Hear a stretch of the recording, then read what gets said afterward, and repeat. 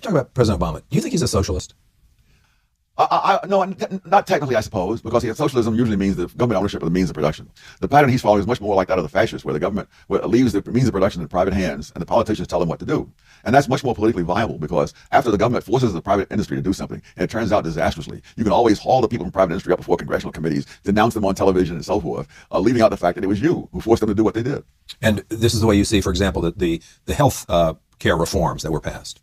Well, I was thinking actually about the financial reforms, and particularly the housing collapse, that the people who, Bonnie Frank in the House, Senator Chris Dodd in the Senate, were the people who pushed for all kinds of mortgage lending standards to be reduced, making mortgage lending enormously more risky than it ever been before. And when all of that collapsed, they then summoned all the leaders of financial institutions up before their committees and spent hours denouncing them and so forth on nationwide television. I mean, they understand that the best defense is a good offense. And so this is great political theater. It has nothing to do with reality.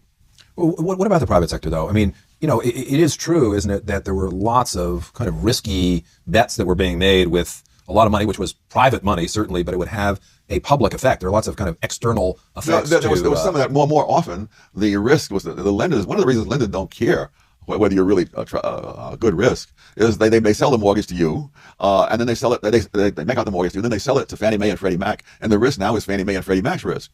I wanted to ask you a little bit more about how you see President Obama as a leader, because there were certainly very high hopes, and I think they were broadly shared about him as a leader. And yet, how do you think he's turned out? Terrible. But those hopes weren't based on anything he'd actually done. I mean, if you look at, I was telling my wife about the irony of Martin Luther King's thing that you should be judged by the content of your character rather than the color of your skin. If he'd been judged by the content of his character, he would never have made it through the primaries.